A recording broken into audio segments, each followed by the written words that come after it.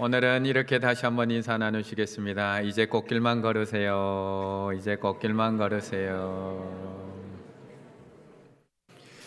우리는 누군가를 사랑하게 되면 그 사람이 꽃길만 걸어가길 원합니다. 사랑하는 아내, 사랑하는 남편이 험한 자갈길, 험한 오르막길을 오르기 원하지 않고 조금 평탄하게 좀 아름다운 꽃길만 맡으며 그렇게 걸어갔으면 좋겠습니다. 사랑하는 자녀들에게도 마찬가지인 것 같습니다. 모든 부모들은 나의 자녀들이 정말 힘든 길 말고 좀 평탄한 길, 안전한 길, 꽃길만 걸었으면 하는 바람을 가지게 됩니다. 부모가 어떤 희생을 치르더라도, 우리가 큐티책을 바꿔주더라도 우리 자녀들은 신앙교육 잘 받았으면 좋겠고 믿음 안에서 잘 자랐으면 좋겠는 것이 부모된 우리들의 마음입니다. 그런데 그게 어찌 우리 마음대로만 되던가요? 우리의 마음은 그렇게 꽃길만 걸었으면 좋겠는데 어떻게 그렇게 우리의 생각과 우리의 마음대로만 그렇게 꽃길을 가던가, 그렇지 않은 경우가 너무나 많다는 겁니다. 작년 2023년 9월이었습니다. 슈퍼맨이 돌아왔다라는 프로그램에 배우 최필립 씨와 아내 권은혜 씨가 두 아이와 함께 슈퍼맨이 돌아왔다에 출연을 하게 됩니다. 그 가정의 모습이 이렇습니다. 얼마나 행복해 보이는지 모릅니다. 아빠, 엄마, 그리고 두 남매. 그리고 출연했던 이 최필립 씨가 자신의 둘째 아들인 도훈이에 대해서 솔직하게 이야기를 그 프로그램에서 나누어 줍니다. 이렇게 행복해 보이기만 한 연예인의 가정, 이 가정에는 또 어떤 일이 있었던 걸까? 둘째 아이, 아까 머리가 하나도 없이 있었던 그 둘째 아이 도훈이가 4개월, 100일이 간 넘겼을 때 진료를 받기 위해서 동네에 있는 소아과에 진료차 방문하게 됩니다. 아이가 원래 편측 비대증이라고 해서 한쪽 팔다리가 다른 아이에 비해서 좀 굵게 되는 편측 비대증을 앓고 있었지만 뭐 아이들 다 크면서 그런 거지 라고 그냥 편안하게만 생각하고 있었습니다. 그런데 진료를 마치고 이 소아과 의사가 나가는 그 엄마를 보고 큰 병원에 한번 가보라고 권하게 됩니다. 결국 아기를 데리고 엄마가 근처에 있는 대학병원에 가서 다시 진료를 받습니다. 검사하시던 선생님 갑자기 급해지시더니 아이를 빨리 입원시키고 정밀 검사를 하자고 합니다. 그리고 바로 초음파 검사를 한 결과 4개월밖에 안 된 이 둘째에게 악성 종양이 발견됩니다. 그때 아내는 이 둘째를 데리고 병원에 있었고 최필립 씨는 첫째에게 밥 먹이면서 집에 머물고 있었는데 그때 그 이야기를 듣고 아내가 울면서 남편에게 전화를 합니다. 그리고 울먹이면서 들려오는 그 전화기 너머의 소리, 암이래 라는 진단을 받습니다. 그렇게 언제 끝날지 모르는 아이의 진료가 시작되고 매일매일 아이는 신음하며 아파하는 모습을 보게 됩니다. 병명은 간모세포종, 어른으로 이야기하면 간암 4기 진단을 받습니다. 그 이후에 큰 수술도 받고 7개월 동안 3번의 전신 마취, 6번의 항암 치료. 아기의 혈관이 안 보이니까 혈관을 찾기 위해서 바늘을 넣었다 뺐다 합니다. 아이는 자지러지게 울고 아파합니다. 하지만 아빠로서 아무것도 해줄 수 없는 자신의 모습을 보며 무력함까지도 느끼게 됩니다. 물론 이제는 도훈이가 잘 완치되어서 이렇게 아빠와 함께 슈퍼맨이 돌아왔다에도 출연하고 그 출연료 전액을 소아암병동에 기부하는 좋은 일도 했지만 이 가정에, 이 행복한 가정에 왜 이런 힘든 일들이 찾아오는 걸까요? 왜 우리가 살아가는 인생 속에 우리가 신앙생활을 제대로 안 하고 있는 것도 아닌데 매주 열심히 교회 나오면 신앙생활도 잘하고 있는데 이런 견딜 수 없는 환난들이 우리에게 계속 찾아오는 것일까? 1절의 말씀을 같이 한번 읽어보겠습니다. 1절입니다. 하나님이여 나를 구원하소서. 물들이 내 영혼에까지 흘러 들어왔나이다. 아멘. 오늘 본문의 저자는 지난주에 우리가 함께 살펴보았던 누군가가 쏜 그 말의 독화살에 맞아서 아파하고 힘들어했던 바로 다윗입니다. 아들 압살롬의 험담과 거짓말, 그리고 협박의 말들, 시므이가 쫓아오며 던졌던 저주의 말들, 자신을 죽이려고 했던 그 모임들이, 그 사람들이 모여서 수군거리며 쏟아내었던 자신을 죽이려고 했던 그 모의와 작당의 말들, 그런 말들에 아파하고 힘들어하던 다윗, 이제 그것이 끝났으면 그래도 조금 나아진 삶을 살아야 되는데 그의 인생에 왜 이리 힘들고 어려운 환난들이 또 찾아오고 또 찾아오는 것일까? 오늘 다윗은 하나님의 이름을 이렇게 부르며 아파하고 고통스러워하고 있습니다. 1절, 하나님이여 나를 구원하소서. 물들이 내 영혼에까지 흘러들어왔나이다. 조금 쉽게 번역한 새 번역을 보게 되면 하나님 나를 구원해 주십시오. 목까지, 이제 목까지 물이 찼습니다 라고 부르짖고 있습니다. 이번에는 도대체 어떤 어려움이 찾아왔길래 마치 홍수가 범람해서 자신의 집은 이미 다 잠겨버리고 이제는 물이 목까지 차올라온, 이제는 숨도 제대로 쉴 수 없는 이 급박한 상황이 된 것일까?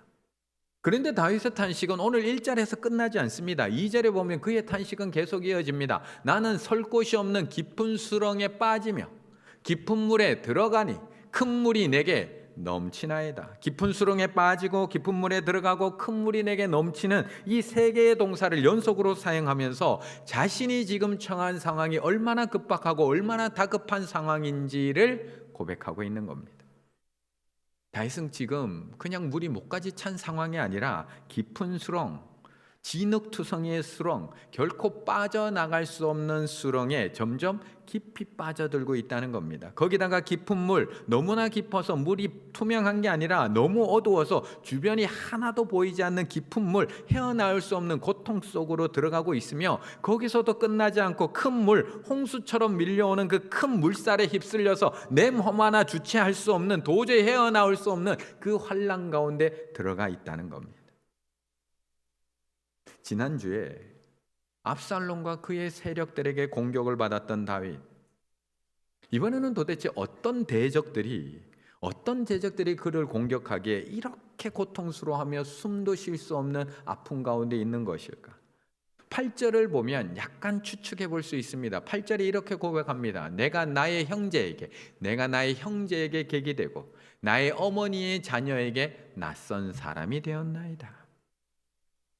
이 본문을 보면서 많은 성경학자들은 이번에도 가족 간에 일어났던 가족의 배신에 아파하고 있는 본문이라고 해석을 하고 있습니다. 그러면서 두 가지 추측을 내어놓습니다. 하나는 지난주와 마찬가지로 압살롬의 반역으로 보는 견해 하나, 또 하나는 열왕기상 1장에 나오는 아도니아의 반역 사건을 겪으면서 아파하고 있는 다윗.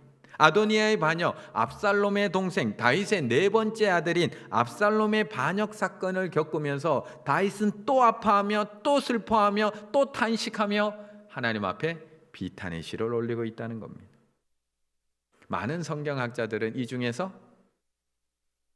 아도니아의 반란으로 오늘 본문을 많은 사람들이 바라보고 있습니다. 시편 69편은 그 아도니아의 반란이 배경입니다. 그는 조용했지만 압살롬만큼 교만한 아들이었습니다. 병력도 압살롬만큼 많이 준비했습니다. 기병과 호위병이 50명이나 되었고요. 그를 따르는 무리들, 주요 인물들도 압살롬만큼이나 잘 준비했습니다. 열왕기상 1장 5절에서 7절, 그때의 학기세 아들 아도니아가 스스로 높여서 이르기를 내가 왕이 되리라 하고 자기를 위하여 병거와 기병과 호위병을 압살롬하고 똑같이 50명을 준비하니 그는 압살롬 다음에 태어난 네 번째 아들이요 용모가 박상현 목사처럼 준수한 자라. 그의 아버지가 내가 어찌하여 그리하였냐고 하는 말로 한 번도 그를 섭섭하게 한 일이 없었더라. 다윗에게 단 한 번도 싫은 소리를 들어본 적이 없는 아들입니다. 다윗이 단 한 번도 그를 섭섭하게 한 적이 없는 늘 사랑만 받았던 아들입니다. 그런데 그런 아들이 아버지를 또 배반한 겁니다. 거기다가 가족과 같았던 사람들마저도 다윗을 배신해서 돌아서기 시작합니다. 군대 장관 요압, 평생 동안 다윗과 함께 정장을 누비며 생명을 나눠받았던 그런 군대 장관 요압이 아도니아에게 붙었습니다. 제사장 아비아달도 다윗을 버리고 아도니아를 도우며 함께 모의를 시작하고 있습니다. 그러니 어찌 안 아플 수가 있습니까? 그러니 어찌 신음하지 않을 수가 있습니까? 다른 사람도 아니고요. 내가 싫은 소리 한마디도 안 했고 정말 사랑했던 넷째 아들의 배신. 평생을 전장에서 함께 싸웠던 그 군대 장관 요압의 배신, 하나님 앞에 매주 함께 나와서 예배하고 제사 드렸던 제사장 아비아달의 배신. 그래서 8절에서 이렇게 신음하는 겁니다. 내가 나의 형제에게는 객이 되고 나의 어머니의 자녀에게는 낯선 사람이 되었나이다. 그런데 이번에는 다윗도 쉽게 받아들일 수는 없습니다. 잘 이해가 되지는 않습니다. 압살롬의 배반은 나의 죄로 인해서 하나님의 쏜 화살이었다는 것을 알았기 때문에 아프지만 그 화살을 맞아서 아프지만 할 말이 없었습니다. 그대로 받아들일 수 없었습니다. 그런데 이번에는 이번 고통은, 이번 환난은 도저히 그냥 받아들일 수가 없습니다. 왜요? 7절의 말씀을 같이 읽어보겠습니다. 7절입니다. 내가 주를 위하여 비방을 받았사오니 수치가 나의 얼굴에 덮였나이다. 아멘. 압살롬 사건 이후 다윗이 계속 그렇게 살았을까요? 나단이 다윗을 찾아가서 책망한 이후에 그렇게 회개의 눈물을 흘렸던 다윗이 그 사건 이후에도 계속 잘못된 삶을 살았을까요? 그 사건 이후에 다윗은 하나님 앞에 정말 회개하는 마음으로 나아갔고 그 뒤에는 얼마나 믿음으로 잘 살았는지 모릅니다. 그 사건 이후에 다윗은 정말 하나님을 사랑함으로 열심으로 하나님을 섬겼고 주의 전을 정말 잘 섬겼으며 나라를 믿음으로 잘 다스렸습니다. 그래서 이번 환난을 쉽게 이해할 수도 쉽게 받아들일 수도 없습니다. 7절 내가 주를 위하여 비방을 받았사오니 내가 주를 위하여 비방을 받았사오니 수치가 나의 얼굴에 덮였나이다. 이번 환난은 내가 잘못해서 겪고 있는 게 아니라는 겁니다. 내가 잘못하고 실수해서 내가 당하고 있는 것이 아니라는 겁니다. 지금 내가 받고 있는 이 비방은 하나님이 쏘시는 화살이 아니라 내가 주를 위해서 이만큼 헌신하고 이렇게 신앙생활을 했는데 나한테 주어지고 있는 환난이라는 겁니다. 이스라엘 왕 다윗이 언제 하나님 앞에 하나님이 저 왕으로 세워주세요라고 기도한 적이 있나요? 다윗이 언제 하나님 앞에 하나님 형들 다 제쳐놓고 막내인 저한테 기름 부어달라고 하나님 앞에 부르짖은 적이 있나요? 다윗이 언제 하나님 사울 왕 아닙니다, 왕 빨리 물러내시고 저 빨리 왕으로 세워주세요라고 하나님 앞에 안달부린 적이 있나요? 아니요. 단 한 번도 다윗은 나 왕 시켜달라고 하나님 저 빨리 왕 되고 싶다고 이야기한 적이 없습니다.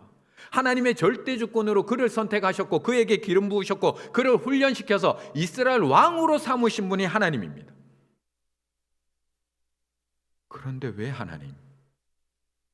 하나님을 사랑하기만 한 제가 왜 이 비방을 받아야 되나요? 그런데 왜 제가 왜 이 수치를 당해야 되고 왜 이 비난을 받아야 되나요? 우리 성도님들은 이해가 되시나요? 우리 성도님들은 이게 다 이해가 되시나요? 전 이해가 안 됩니다. 저를 충일교회 담임 목사로 누가 세우셨나요? 우리 장로님들을 충일교회 장로로 누가 세우셨나요? 우리 안수 집사님, 우리 권사님들을 누가 세우신 건가요? 세워달라고 막 떼쓰신 분 계신가요? 내년에 교사가 없다고 하는데 하나님 저 교사 꼭 시켜주세요. 저 내년에 교사 꼭 해야 돼요. 지금 40일 작정기도 들어가신 분 계신가요? 내년에 구역장이 없다고 하는데 내년에 주차부장, 안내부장, 관리부장, 봉사부, 내년에 남성교회, 여전도회 회장이 없다고 하는 하나님 저 꼭 해야 됩니다. 하나님 지금 40일 금식기도 들어가 계신 분 계신가요? 있는 줄로 믿습니다. 이렇게 침묵하시면 안 됩니다. 그런데 왜 하나님이 세우셨는데 제가 왜 이 비방을 받아야 합니까?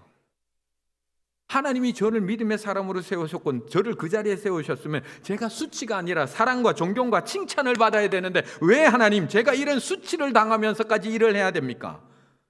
하나님을 위해서 살아갔던 다윗은 이것을 하나님 앞에 따지지 않을 수가 없는 겁니다. 그래서 9절에서 12절까지 그 비탄을 쏟아내고 있는 겁니다. 9절 주의 집을 위하여 열성이 내가 주의 집을 위하여 주의 전을 위하여 이렇게 열심히 하나님을 섬겼는데 도리어 그 열심히 나를 삼키고 주를 비방하는 그 비방 소리가 나에게 미쳤나이다. 내가 곡하고 하나님 앞에 금식을 했는데 금식하며 기도했는데 그것이 도리어 나에게 욕이 되어서 찾아옵니다.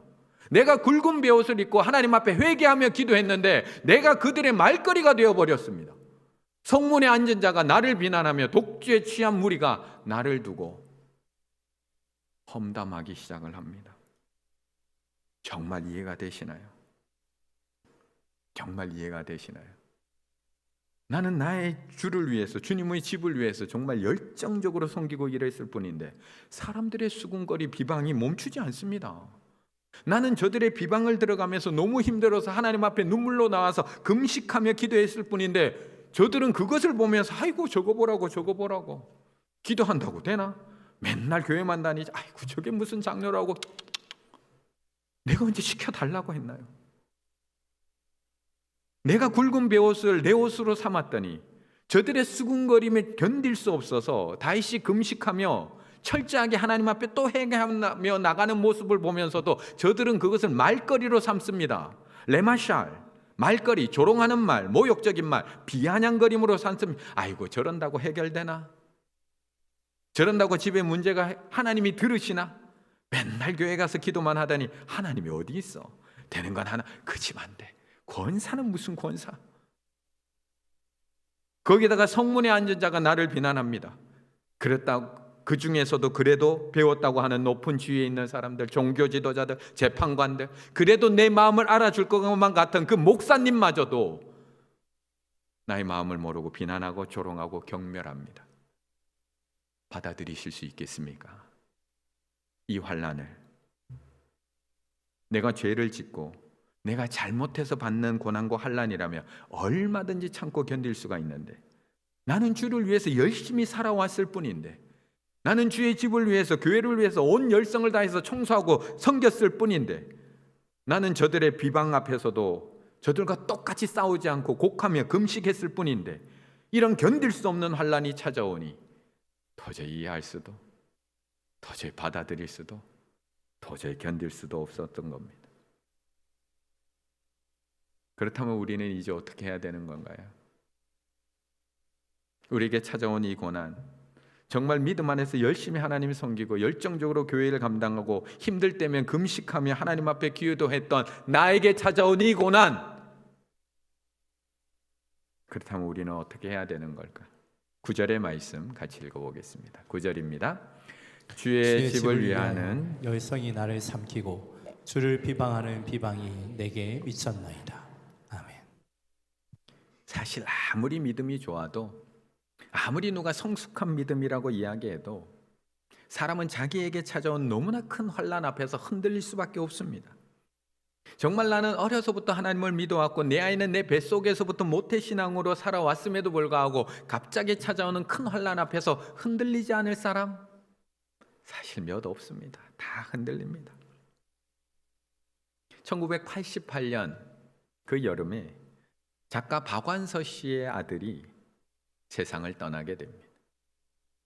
5명의 자식 중 하나였지만 아들로서는 하나밖에 없는 아들이었습니다. 25살의 나이, 아무 병명도 모르는데 갑자기 떠난 아들.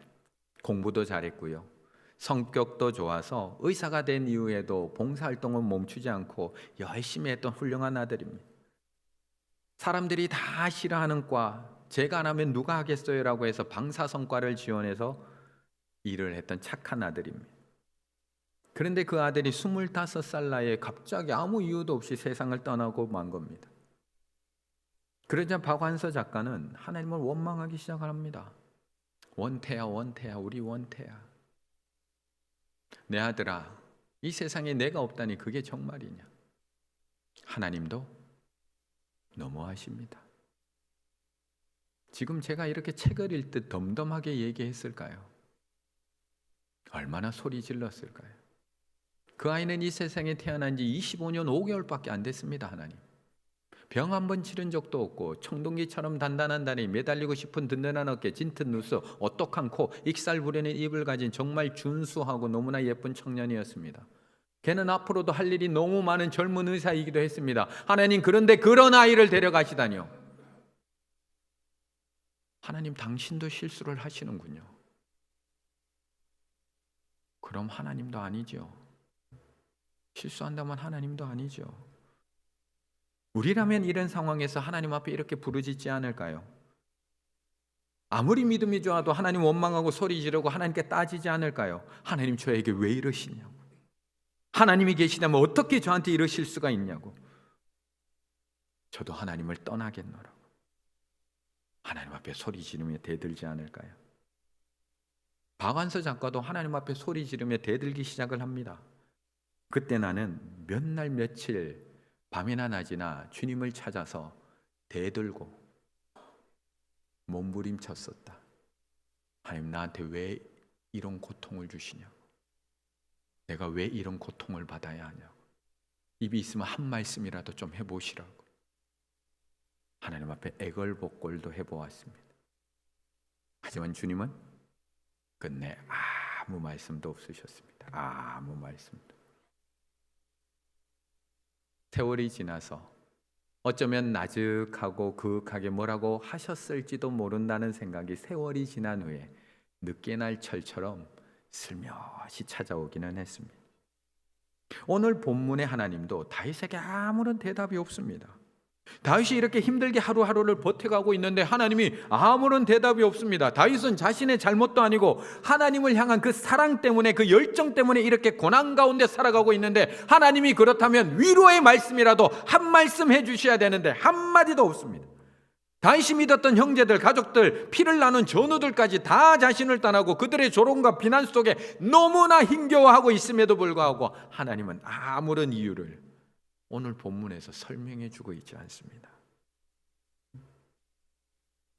그럼 우리는 언제쯤 이 고난의 이유를 알 수 있을까요? 다윗은 자신이 당한 이 고난의 이유를 언제쯤 알게 되었을까? 오늘 본문 69편 9절에 보면 자신의 아픔을 이렇게 노래합니다. 주의 집을 위하는 열성이 나를 삼키고 주를 비방하는 비방이 내게 미쳤나이다. 그런데 이 다윗의 고백은 약 1000년이 지난 후 예수님께서 예루살렘 성전에 들어가서 그곳에 장사하는 자들을 다 내어 쫓고 그들로부터 비방과 미움을 받는 그 순간 제자들에 의해서 그 다윗의 고백이 다시 언급됩니다. 그것이 요한복음 2장 17절의 말씀입니다. 이렇게 됩니다. 다윗이 이렇게 고백했습니다. 주의 집을 위하는 열성이 나를 삼키고 주를 비방하는 비방이 내게 미쳤나이다. 그 다윗의 고백을 제자들이 기억을 한 겁니다. 그래서 제자들이 예수님이 성전 청결하다가 그 유대인들에게, 종교지들에게 비방받고 핍박받는 것을 보면서 성경 말씀에 주의 전을 사모하는 열심이 나를 삼키리라고 한 것을 기억하더라. 그 말씀이 바로 이 말씀이었구나. 예수님이 그 열심으로 성전을 사랑했는데 그 사랑 때문에 저렇게 고난받으시는구나. 다윗의 약속이 이렇게 성취되는구나. 다윗의 후손 메시아가 예수님이 맞구나. 그 다윗의 고난, 이유 없는 고난에 대한 신음이 예수님이 이 땅에 오셨을 때, 예루살렘 성전에 들어갔을 때 그 이유를 알게 되는 겁니다. 여기서뿐만이 아닙니다. 다윗이 당한 고난을 통해서 예수님의 고난을 미리 보여주는 고백은 제자들에 의해서만 나타난 것이 아니라 사도 바울이 전도하는 상황 속에서도 시편 69편은 그대로 인용돼서 또 사용이 됩니다. 다윗이 이렇게 고백합니다. 내가 주를 위하여 비방을 받았사오니 수치가 나의 얼굴에 덮였나이다. 사도 바울이 이렇게 편지합니다. 그리스도께서 자기를 기쁘게 하지 아니하셨나니 기록된 바 주를 비방하는 자들의 비방이 내게 미쳤나이다 함과 같으니라. 다윗이 고백했던 이유 모를 고난에 대한 신음이 나중에 사도 바울이 예수님을 전할 때 예수님이 그렇게 고난받았어 라고 이야기하는데 다시 응답되고 있습니다. 고난, 사실 저도 그 이유를 다 설명드릴 수 없습니다. 제가 당하고 있는 고난과 환난에 대한 이유도 제가 다 알지 못하는데 제가 어떻게 우리 성도님들이 겪는 그 고난과 아픔, 그 이유를 다 알 수 있겠습니까? 왜 원수들이 까닭 없이 우리를 공격하는지, 왜 저들이 나를 비방하고 나를 모함하는지, 왜 자꾸 이런 아픔이 우리 가정에 찾아오고 왜 고난이 계속 끊어지지 않고 이어지는지, 나는 하나님을 사랑하고 열심히 신앙생활을 하고 있음에도 불구하고 왜 이런 일이 계속 일어나고 있는지 다 설명할 수가 없습니다. 그런데 이 고난이 정말 우리의 아버지 되신 하나님이 나에게 허락하신 고난이라면, 정말 나의 아버지 되신 하나님이 허락하신 고난이라면 이 시간이 하나님께는 꼭 필요한 시간이라는 겁니다. 이 시간이 하나님께는 꼭 필요한 시간이라는 겁니다. 다윗, 당하고 있는 이 이유 모를 고난이 천년 후에 예수 그리스도가 메시아 사역에, 예수 그리스도가 이 땅에 메시아로 오신 그 사역에 꼭 필요한 그 고난이 되었던 것처럼, 지금 당하고 있는 우리의 고난이 지금은 우리가 이유를 알 수 없지만 반드시 하나님의 그 구원 사역에 꼭 필요한 시간이 된다라는 것입니다. 아직 잘 이해 못하실 수 있습니다. 제가 조금 더 설명드리겠습니다. 어제 피택자들이 양화진 선교사 묘역에 다녀왔습니다. 16명의 피택자들이 양화진에 묻혀 있는 선교사님들의 묘역을 둘러보고 그 스토리를 듣고 왔습니다. 그곳에 묻힌 선교사님들은 145명. 선교사님들마다 절절한 사연들이 있는데 지금 다 소개드리지 못해서 딱 한 명만 제가 소개시켜드리면, 로제타 쇼우드 홀 선교사님이라는 분이 계십니다. 로제타 쇼우드 홀 선교사님, 저 여자분입니다. 그녀는 1890년에 조선에 와서 선교 사역을 시작하는데 캐나다 선교사였던 윌리엄 홀과 우리나라에서 결혼을 하게 됩니다. 그리고 부부가 함께 하나님을 사랑하는 마음으로, 주님을 사랑하는 마음으로 열심히 평양에서 의료 봉사를 하고 사람들을 살려냅니다. 그런데 그만 전염병으로 인해서 이 남편이 불과 4년 만에 하나님의 품에 안깁니다. 하나님을 사랑한 것밖에 없는데, 주님을 향한 열정밖에 없는데 4년 만에 받아들여지시나요?